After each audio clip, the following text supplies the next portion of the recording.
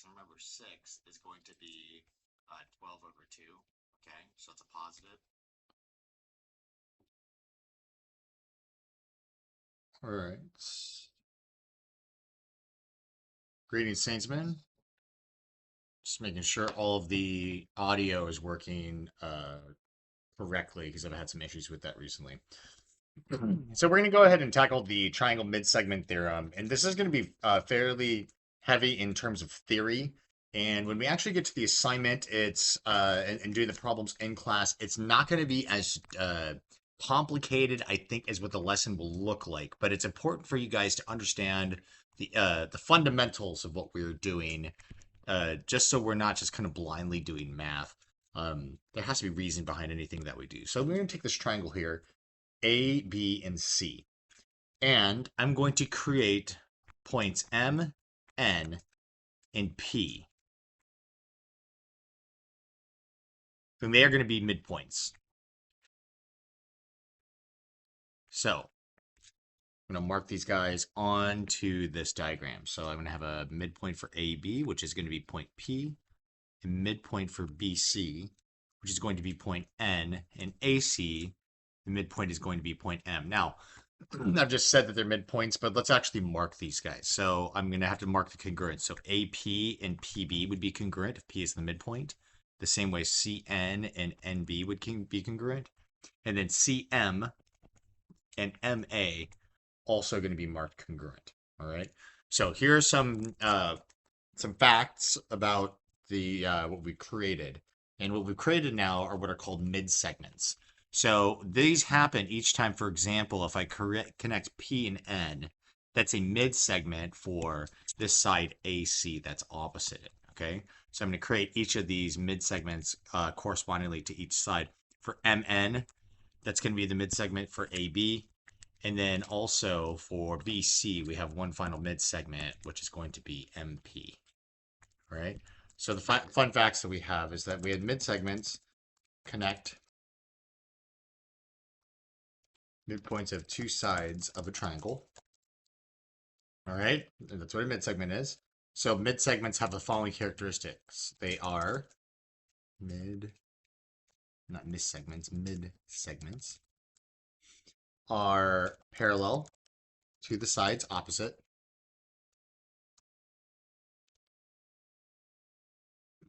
Moreover, mid-segments are 1/2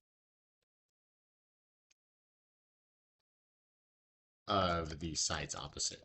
So this is what I'm saying here. What I was just showing you guys with these mid-segments, for example, we had, I'm going to just delete these for a second just for the visual. For AB, MN is that mid-segment. It means that MN and AB are parallel. And then also that MN is going to be equal to 1/2 of AB. All right, so go ahead and redraw all these mid-segments. Okay, so moving on. We're going to do a little bit of a proof here, just because that's what mathematics is effectively taught, okay? The proofs will never leave our instruction, even in the second semester, as you guys are no longer assessed on them, which we're coming up on. But we still have proofs to do here in this course, and we do it kind of in terms of instruction. Now, this proof is going to be effectively a coordinate plane proof. So it's going to be heavily algebraic. So I'm going to draw my coordinate plane. And what I'm going to do is I'm going to prove that MN, once I graph this, is a mid-segment.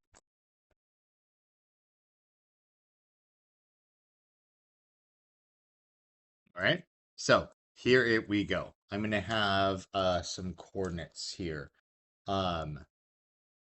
I'm going to have point A, which is 2, 5. So 2 on the X, 1, 2, 3, 4, 5 on the Y. And this is A. All right. B, which is going to be 1, 2, 3, 4 on the X and -1 on the Y. So 4, -1. And then we're going to have -2, 1 for C.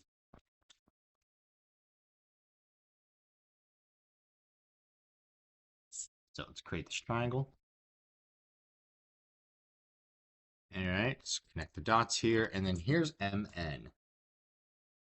Oops. Need to do a better job drawing this guy.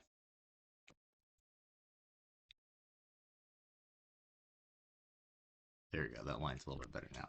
Now, here's MN. It's going to be here and here. MNN. Okay? So, what we need to prove the mid-segment is the following. We effectively need to prove that MN is equal to 1/2 of this side opposite AC, right? And then we also need to prove that MN is parallel to AC, okay? So what that means is that we're going to need to find the distance here of these two, and we're going to have to find the slope of these two, okay? So let's actually figure out what those coordinates exactly are for M and N. So in order to find the point M, it's going to be the midpoint of BC, right? So here we go. Midpoint BC. A little bit quicker here for you. So we have the coordinate M, which is going to be -2 plus 4 over 2, comma, 1 minus 1 over 2, okay? So then M is going to be -2 plus 4 is 2 over 2, which is going to be 1. -1, or 1 minus 1 is 0 divided by 2, still just going to be 0. So there's my midpoint M, okay? It's this guy right here, 1, comma 0. And then I need to find my midpoint of AB, which is going to be coordinate N. So coordinate N, which is going to be 2 plus 4, right? The sum of the x's divided by 2.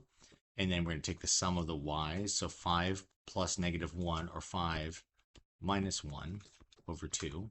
Okay? So N is going to be 2 plus 4 is 6 divided by 2 is 3. And then 5 minus 1 is 4. 4 divided by 2 is 2. So then that is my coordinate here for N, 3, comma 2. So now that we have those coordinates, I have two calculations to make. I need to do distance and slope. So let's do distance of MN, which is the following. All right. So we already have these coordinates, big square root. We have the y's, difference of the y's, 2 minus 0 squared, plus the difference of the x's, 3 minus 1 squared, okay, which is going to be the square root of 2 squared plus 2 squared, which will be equal to square root of 4 plus 4, which is rad 8, or 2 rad 2, okay? And then we need to do AC, oops.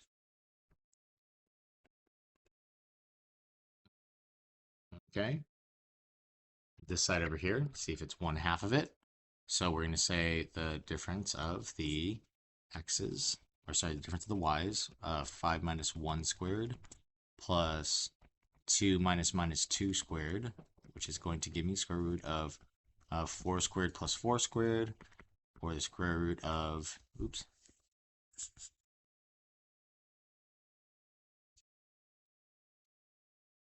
16 plus 16. Will give me rad 32, which is equal to 4 rad 2. Okay?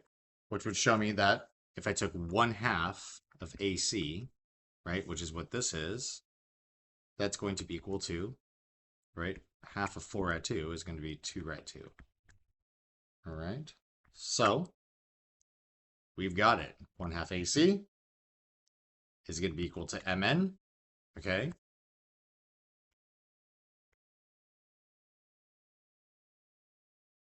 All right, we just proved it. That's what we need to show. So back up here is that these distances would be half. Now we need to find the slopes. So it's going to be the slope of AC parallel to the slope of MN, and that has to do with if the slope of AC, okay? So I'm going to back this guy off again. It's going to be difference of my y's, so 5 minus 1, right? Over 2 minus 2, which actually kind of happened back over here, right? I took the difference and then I squared them. But I'm going to do that this time. So 4 over 4, which is equal to 1. Okay. And then we should get that same slope here when we find our slope of mn, okay? Which is going to be slope of these coordinates right here. So it is 2 minus 0 over 3 minus 1, which is 2 over 2, which is 1. Showing these are the same exact thing. So, as it turns out, we did our proof. We have shown that these two are, in fact, true. Therefore, Mn is a midsegment of the triangle. Okay. I'm going to do a coordinate proof for you guys here. Something done in the book. Remember, we did some coordinate proofs in class. And they work as follows. We're going to find the coordinates of F, midpoint of AC, and then we're going to prove, let me fix that, the midpoint of AC, and we're going to prove that FD is parallel to BC, and FD is equal to 1/2 BC, okay? So here we go. Let's do our coordinate proof. Remember, we do a coordinate proof. We like to work just with this first quadrant because everything in this first quadrant is going to be positive. We're going to utilize the origin because we know definitely what the coordinates are. Okay. So then let's see here. Point B up here. All right. I'm going to have C down here, okay? And then here is my triangle. Now I need coordinates for this thing. Now this is going to be something comma 0, right? And this guy, I need to fill in my coordinates right here for B. And then I have this mid segment right here, which is going to be D comma F, okay? So we need to find coordinates for F. Simply put, if this is the mid segment, it's going to be a midpoint right here for D. So let's give this guy some values. Let's give it Q and R, okay? And if that's the case, then this is going to be pretty straightforward. I mean, this would have to be 2Q and this would have to be 2R. All right. Now, I'm going to also double my values here. Guys, remember we did this in our previous coordinate proofs. So again, if I'm going to have this guy be the midpoint, you know, he's going to be something comma 0 for sure, right? The 0 is going to be definite. So then if we made this, for example, P, whatever that distance P is, this would have to be 2P for this entire distance. Now I know this guy doesn't look congruent, but he technically is. It's just a poor drawing, okay? I can even fix the...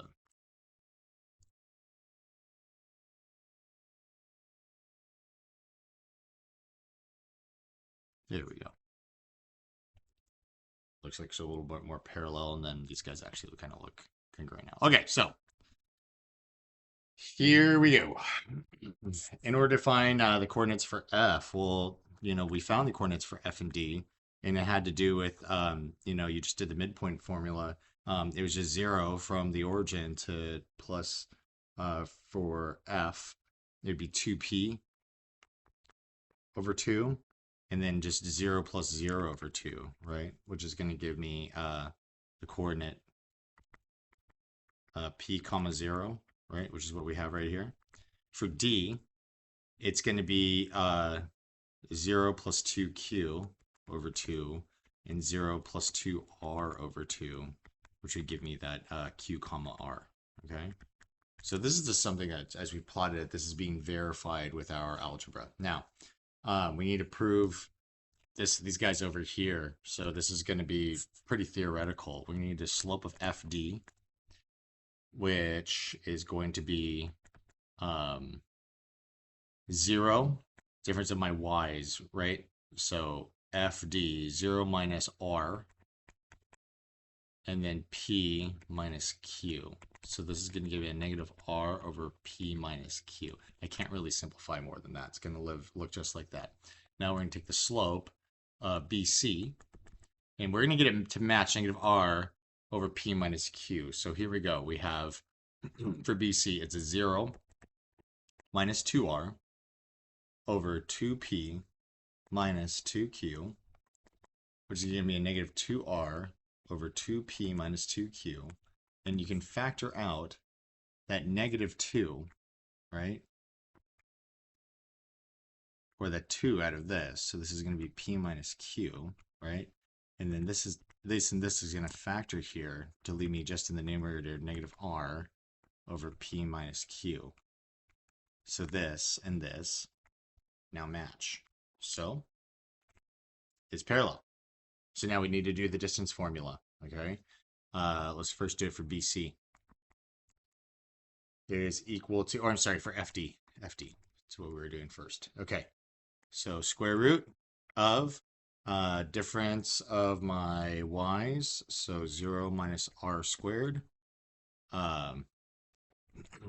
plus p minus q squared, which will give me effectively minus r squared. So that's just going to give me r squared plus p minus q squared. Okay, we're going to leave this guy just as is for right now. Now let's do BC.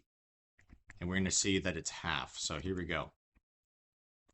We're going to have we have 0 minus 2r squared plus 2p minus 2q squared. Okay. 0 minus 2r squared is going to give me negative 2r times negative 2r is going to give me 4r squared plus. And then for this guy, I'm going to do the following. I'm going to factor this 2 out, okay? And then I have effectively p minus q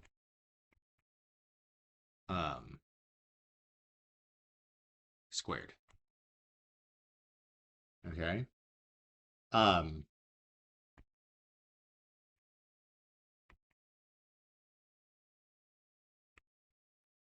right. And then I'm going to square that guy, so it's going to give me the following. It's going to give me a rad 4r squared plus 4 times the coefficients. This is my coefficient, then I have p minus q squared. Okay. And then I can factor out that 4 within that. Okay. Within that radicand. So I have a 4 times the quantity r squared plus p minus q squared. Okay. Square root of 4, it's going to give me a 2 rad r squared plus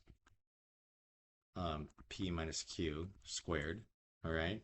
Which is what BC is equal to, but remember, I want to know what half BC is, because that's what I'm checking out here to see if it's equal to FD, okay? So let's take a look. So I have 1/2 of BC. I'm going to take this entire thing and divide by 2. So this guy right here is going to factor out. And I'm going to have just rad r squared plus p minus q squared. Okay? That's this. Which means this and this match, meaning that 1/2 BC is equal to FD. So that checks out. Now, gentlemen, here's actually where you guys should kind of calm down here, because your problems in class are going to have more that are going to look like this. It's going to have a problem. So we finish up here in this lesson. We have A, B, C. Have this mid-segment DE. Okay. And the only thing I have is that AE is equal to 4.8. And here we go. We're being told DE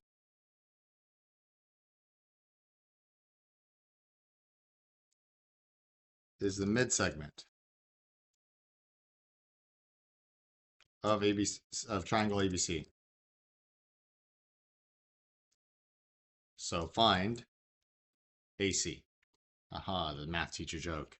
Finding AC. It's right here. No, but this is pretty straightforward. If this is a mid-segment, it means that E is a midpoint, meaning this guy and this guy are congruent, meaning EC will also be 4.8, or the entire thing AC will be just twice AC. I'm sorry, will be just twice AE. So 4.8 plus 4.8 is 9.6. It's that straightforward. It's just double. Okay, so multiply by 2. So there's some of that, just don't outthink yourself, don't outsmart yourself, especially as we get to these exercises in class. Okay? Hope you took good notes on those coordinate proofs because it is going to come up right away in class in your exercises. I will see you in class.